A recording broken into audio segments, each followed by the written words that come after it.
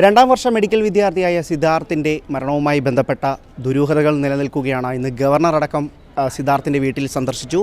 SFIക്ക് മുകളിൽ വലിയ ആരോപണങ്ങൾ ഉയരുമ്പോൾ ഇവിടെ ഒരു ഫ്ലെക്സും വന്നത് ശ്രദ്ധയിൽപ്പെട്ടിരുന്നു. നാട്ടുകാരോട് തന്നെ ചോദിക്കുകയാണ്, ചേട്ടാ എന്താണ് ഈ ഒരു വിഷയത്തിൽ ഇതിപ്പോൾ ആരാണ് കുറ്റക്കാർ? DYFI വാദിക്കുന്നു സഖാവെന്ന്, വീട്ടുകാർ പറയുന്നു അവന് രാഷ്ട്രീയമില്ലെന്ന്. എന്താണ് സംഗതി?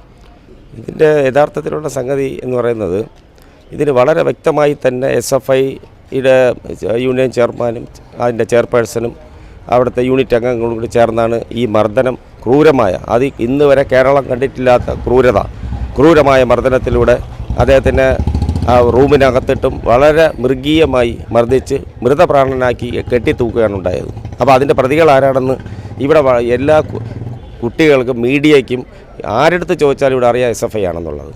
അപ്പോൾ ഇത്തരത്തിലുള്ള ബാനറുകൾ ഇവിടെ വയ്ക്കുമ്പോൾ അത് അവർ എന്തിനാണ് വെച്ചത്, ആരുടെ അടുത്താണ് ഞങ്ങളല്ല എന്ന് ധരിപ്പിക്കാനെന്ന് മനസ്സിലാവുന്നില്ല. ഇവിടെ നമ്മളെ ഈ നാട്ടിൽ ഇവിടെ വ്യത്യസ്തങ്ങളായ രാഷ്ട്രീയക്കാരുണ്ട്. അപ്പോൾ ഇത് യഥാർത്ഥത്തിൽ ഇത്തരത്തിലുള്ളൊരു പോസ്റ്റ് എതിർ രാഷ്ട്രീയ കക്ഷിയാണ് വയ്ക്കേണ്ടത്. അപ്പോൾ അത്തരത്തിൽ ഞങ്ങൾ തീരുമാനം എടുക്കാതിരിക്കേണ്ട കാരണം, ഞാൻ കുടുംബത്തിൻ്റെ ഇത്രയും ഊർജ്ജസ്വലരായ വളരെ ടാലൻറ്റഡ് ആയിട്ടുള്ള ഒരു കുട്ടിയുടെ മരണത്തിൽ നമ്മളിവിടെ രാഷ്ട്രീയം കളിച്ച് ഇല്ലാതാക്കാനോ അല്ലെങ്കിൽ അദ്ദേഹത്തിൻ്റെ ആ കുടുംബത്തോടൊപ്പം നിന്ന് നമ്മൾ ദുഃഖത്തിൽ പങ്കുചേരുക അല്ലാതെ ഇതേപോലെ ബാനറുകൾ വെച്ച് രാഷ്ട്രീയം കളിക്കുന്ന SFIയുടെ അല്ലെങ്കിൽ ആ പാർട്ടിയുടെ ഒരു ഇരട്ടത്താപ്പാണത്. തീർച്ചയായിട്ടും ഇങ്ങനെ ഇത് വീട്ടുകാർ തന്നെ പറയുന്നുണ്ട് സിദ്ധാർത്ഥിന് രാഷ്ട്രീയമൊന്നുമില്ലെന്ന്. പക്ഷേ സിദ്ധാർത്ഥിനെ ഒരു രാഷ്ട്രീയ ആയുധമാക്കാൻ ശ്രമിക്കുകയാണ്.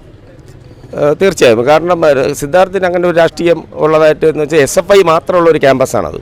ഞാൻ ആ ക്യാമ്പസിൽ പോയിരുന്നതാണ്. അപ്പോൾ അവിടെ SFI എന്നല്ലാതെ മറ്റ് വേറെ ഒരു രാഷ്ട്രീയ കക്ഷികളും അവിടെ ഇല്ല.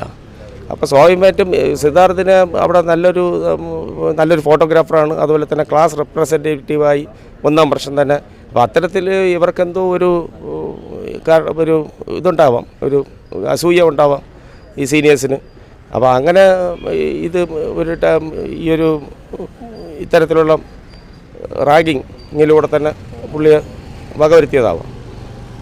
എന്തായാലും തീർച്ചയായിട്ടും നാട്ടുകാരൊക്കെ തന്നെ ഇതിലൊരു വലിയൊരു പ്രക്ഷോഭമായിട്ട്, പ്രതികളെ കണ്ടെത്തുന്നവരെ വലിയൊരു പ്രക്ഷോഭമായിട്ട് മുന്നോട്ട് പോകാനാണ് തീർച്ചയായും ആക്ഷൻ കൗൺസിൽ രൂപീകരിക്കുന്നുണ്ട്.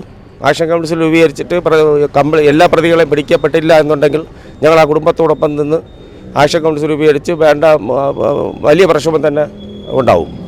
അത് യാതൊരു മാറ്റമില്ല. കാരണം ഇത്തരത്തിലുള്ള ഒരു സിദ്ധാർത്ഥ് ഇനി കേരളത്തിൽ ഉണ്ടാവാൻ പാടില്ല. ഒരു കലാലയങ്ങളിലും ഇത്തരത്തിലുള്ള കലാലയ രാഷ്ട്രീയം തന്നെ ഇതോടുകൂടി നിർത്തണമെന്നാണ് ഞങ്ങളുടെ അഭിപ്രായം. കാരണം നമുക്ക് അത്രത്തോളം നഷ്ടമുണ്ട്. ഈ ഒരു ചെറുപ്പക്കാരനെന്ന് ഞാൻ നാളെ ഇന്ത്യയുടെ തന്നെ ഒരു സ്വത്താവേണ്ട ഒരു ടാലൻ്റായിട്ടുള്ളൊരു കുട്ടിയാണ് നമുക്ക് നഷ്ടപ്പെട്ടിരിക്കുന്നത്. അപ്പോൾ അത്തരത്തിലുള്ള കാര്യങ്ങൾ വരുമ്പോഴത്തേക്കും ഇനിയൊരു സിദ്ധാർത്ഥം ഉണ്ടാവാതിരിക്കാനുള്ള എല്ലാ മാർഗ്ഗങ്ങളും എല്ലാ നിയമവശങ്ങളും ഞങ്ങൾ പൊരുതും.